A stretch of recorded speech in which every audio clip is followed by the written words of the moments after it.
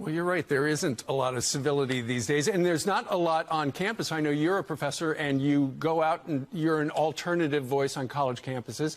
We're going to play you a soundbite from Candace Owens, who is the communications director for Turning Point USA. She was at UCLA in the last couple of days, and she was confronting some Black Lives Matter protesters, and she had a point for them. Listen to this, and then we want to get your point of view. Sure.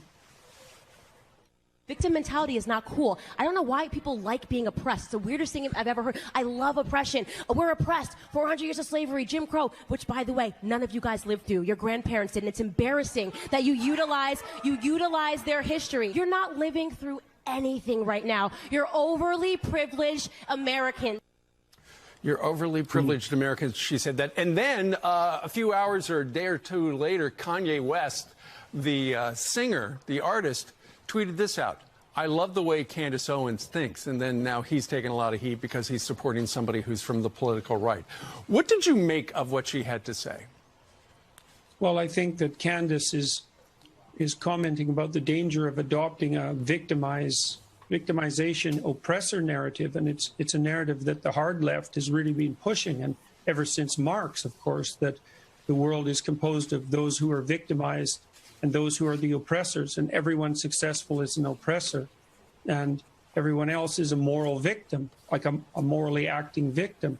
And it's a very, very dangerous narrative, and it's certainly one that's unbelievably widespread on university campuses. To look at the world that way, to look at the world through a group identity lens is puts us back in a tribal situation and will produce conflict. It has throughout the 20th century. And so Candace is objecting to that, and rightly so. It's an unbelievably pernicious ideology, and the universities are to blame for distributing it in large part.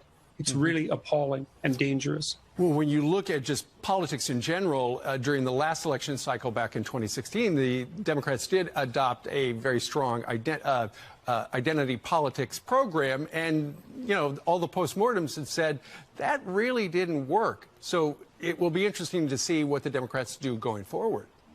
Yeah, well, I mean, the right-wingers, the conservative types like Candace have to tell a better story than the Democrats, and the story's got to be, and this goes for centrist liberals too, the story has to be that, there's obviously racial differences and ethnic differences and gender differences and all of that, and some of that manifests itself in terms of prejudice, but the fundamental issue is that we've always regarded the individual as the measure in the West, and that's the best idea the world's ever had.